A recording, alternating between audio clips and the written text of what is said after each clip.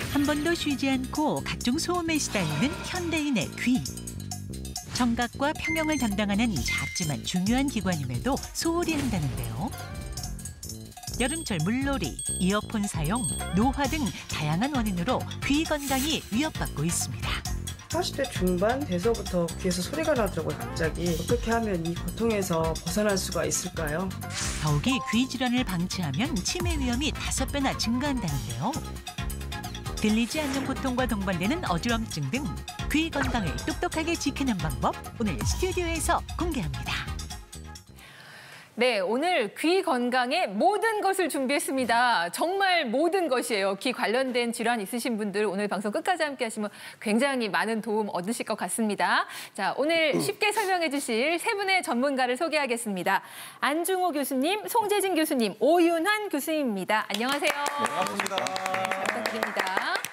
우리 이혜원 아나운서는 늘 모범생처럼 보여서 귀 건강 잘 할 것 같고 연기 씨는 잘 모르겠고 두 분 어떻게 평소에 신경 쓰시나요?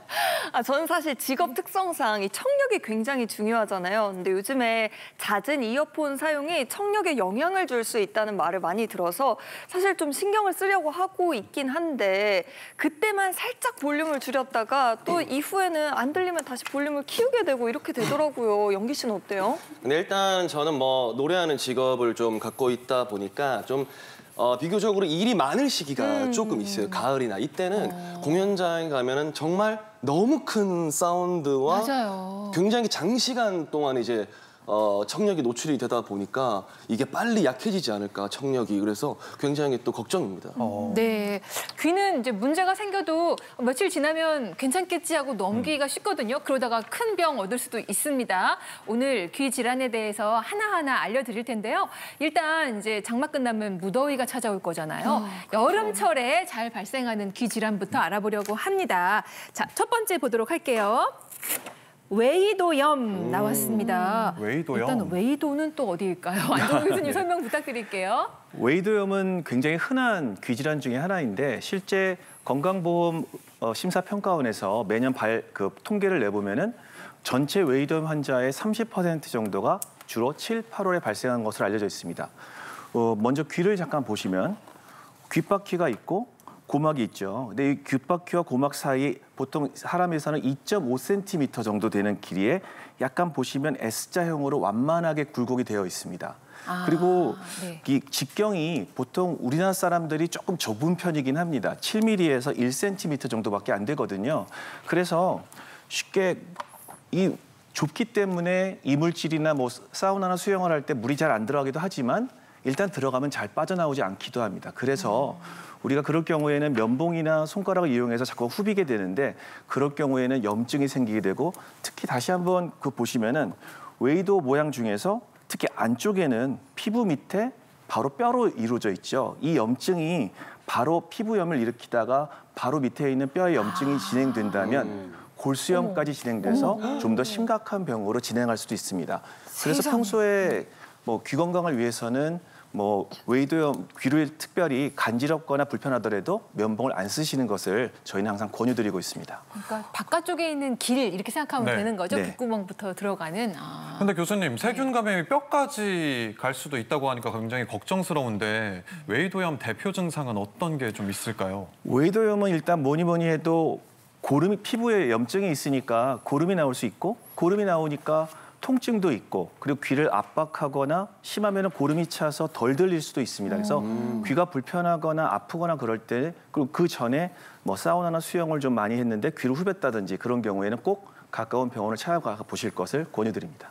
네, 지금 영상이 나오고 있는데 교수님. 지금 웨이도염이 생긴 분의 웨이도를 보여드리는데 나중에 정상에 비해서 굉장히 부어 있고 네. 지저분하게 보이죠. 저게 뭐예요? 그러니까 웨이도 피부가 굉장히 발적이 심하고 염증이 있는 상태입니다. 저러니까 통증도 굉장히 심할 거고 환자는 치료를 받아야 되는 상태가 됩니다. 네. 네, 근데 귀는 사실 이렇게 자연스럽게 말리는 게 좋다고 아까 말씀을 해주셨지만 또 귀 속에 축축한 채로 오래 있다 보면 그게 또 찝찝할 때가 있거든요. 그럴 경우에는 선풍기나 드라이기 같은 거 이용해서 좀 말려주는 것도 괜찮은가요? 송 교수님. 네, 선풍기나 드라이기를 쓰지 않고 그냥 귀를 물 들어간 쪽 아래쪽으로 해서 톡톡 두드려주는 정도로만 해도 사실은 충분히 마르기 때문에 안 쓰시는 거를 우선은 추천을 드리는데요. 만약에 꼭 말리고 싶다 이런 경우에는 좀 약한 바람 그리고 찬 바람으로 좀 멀리서 바람을 쏘이시기를 추천을 드립니다. 그리고 최근에는 이제 상품화돼서 귀 건조기 같은 것들도 많이 나와 있는데요. 이런 경우에도 마찬가지로 사실 굳이 쓰시지 않아도 되는데 꼭 사용을 하고 싶다고 하시면 좀 낮은 온도로 그리고 좀 천천히 멀리서 사용하시는 것을 추천하도록 하겠습니다. 네, 일단 웨이도염을 예방하기 위해서는 귀에 물이 들어갔을 경우에 좀 자연스럽게 말리는 게 좋지만 면봉으로만 후비시면 안 된대요. 네, 여름철 증가하는 귀 질환에 대해서 알아보고 있는데요. 첫 번째는 웨이도염이었고요. 두 번째 질환은 고막천공입니다. 고막천공, 그러니까 고막에 구멍이 뚫리거나 하는 거잖아요. 송 교수님 설명 좀 이게 부탁드리겠습니다. 여름철에 잘 생겨요? 네, 고막천공이라고 하면 일반적으로는 만성중이염에서 많이 생기는데요. 여름철에는 만성중이염이 아니고도 외상, 그러니까 다쳐서 생기는 경우가 종종 있겠습니다. 우선 가장 흔한 경우는 수영이나 혹은 다이빙을 하거나 혹은 스쿠버 같은 걸 하실 때 갑자기 이제 물 아래쪽으로 깊이 내려가면 그런 경우에 수압을 견디지 못하고 고막이 뚫리는 경우도 있고요. 그렇지 않고 수영하시고 나서 웨이도에 이제 물이 있어서 그거를 좀 말려보려고 면봉을 쓰시다가 잘못해서 이제 다쳐서 생기는 경우도 있겠습니다. 고막천공이 되면 이제 고막에 구멍이 나고 지금 보시는 것이 바로 이 고막천공의 이 사진인데요. 네. 보시면 왼쪽 아래쪽에 저렇게 구멍이 나 있는 것을 보실 수가 있고요. 저렇게 구멍이 생기면 갑자기 난청이 생기고 이명도 생기고 그리고 깊이 찌르면 어지럼증도 생길 수 있고 출혈이 된다든지 혹은 감염이 된다든지 할 수가 있기 때문에 굉장히 사실 환자 입장에서는 불편하게 되겠습니다. 다행인 점은 한 90% 정도에서는 이런 고막천공이 생겼을 때 가만히 염증만 생기지 않으면 한 달 이내에는 다 정상적으로 아물게 되기 때문에 네, 염증이 생기지 않도록 잘 관리를 하고 가까운 이비인후과를 방문하셔서 관리를 받으시면 될 것 같습니다. 네, 무더운 여름철 생기기 쉬운 귀 질환 두 가지, 웨이도염, 고막천공 알아봤습니다. 이 두 가지 모두의 면봉 사용 조심하라는 얘기가 나오네요. 네. 근데 이거 말고도 또 있대요. 감기 때문에도 귀 질환이 생길 수 있다면서요, 교수님? 감기 때문에요? 네, 맞습니다. 사실은 뭐 감기 후유증이라고 생각을 하시면 대부분 뭐 기관지염이라든가 아니면 폐렴 같은 것들을 생각하시는 경우가 많은데요. 귀에도 문제가 생기실 수가 있습니다. 사실 저희 코 뒤쪽과 이제 귀는 이제 이관이라고 하는 통로로 연결이 되어 있는데요. 감기 바이러스 같은 것들에 감염이 되게 되면은 이제 이관의 입구 쪽 같은 데 염증이 생기고 붓게 되면서 공기가 잘 통하지 않게 되면서 귀 안쪽에 저희가 물이 고일 수가 있게 되거든요. 그럴 때 세균이라든가 바이러스 같은 것들이 감염이 되게 되는 경우에는 중이염이 발생할 수가 있게 됩니다. 이런 경우에는 이제 귀가 먹먹하고 아픈 증상들이 발생되는 이제 급성 중이염이 발생할 수 있게 돼 있고요. 또 굉장히 심하게 되는 경우에는 이제 오른쪽 한쪽 귀 같은 경우에 아예 소리가 들리지 않는 돌발성 난청과 같은 응급한 질환들이 발생할 수도 있습니다. 그 돌발성 난청이라는 게 저도 들어봤거든요. 사실 제가 이제 5년 전에 그 트로트 오디션 프로그램 할 때 노사연 선배님께서 우리 참가자들한테 굉장히 많은 응원과 힘을 주셨어요. 근데 그 노사연 선배님이 그 지금 말씀하신 돌발성 난청으로 청력을 조금 잃으셨다 해가지고 많이 걱정이 됐거든요. 이게 그렇게 심각한 질환인가요? 네, 돌발성 난청은 말 그대로 갑자기 귀가 안 들리는 질환인데요. 갑자기 어느 날 한쪽 귀가 먹먹해지면서 우웅하는 소리가 들리고 잘 들리지 않는 그런 질환을 얘기를 하게 되겠습니다. 이 돌발성 난청이 생기면 제때 치료를 받으면 그래도 대부분 회복이 많이 되지만 치료가 늦어지면 늦어질수록 회복률이 떨어지기 때문에 그래서 항상 빨리 진단을 받고 치료를 받으시라고 권유를 드리고요.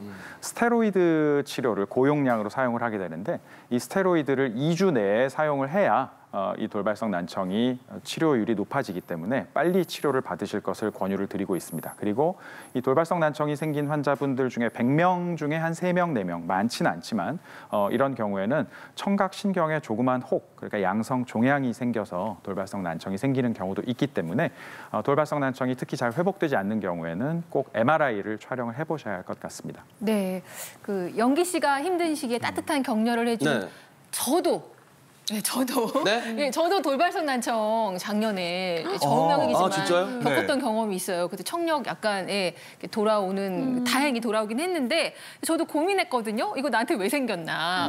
혹시 돌발성 난청이 뭐 잘생기는 사람이 따로 있는 건가? 이런 궁금증이 들더라고요. 네, 돌발성 난청은 진단을 하면서 원인을 밝힐 수는 없지만 가장 많이 알려져 있는 원인은 바이러스 감염 그리고 귀로 들어가는 조그만 혈관이 막히는 경우가 가장 흔하다고 알려져 있고요. 그 외에도 청각 신경에 조그만 혹이 생긴다든지 혹은 자가 면역 질환 같은 것이 있을 때 발생할 수가 있습니다.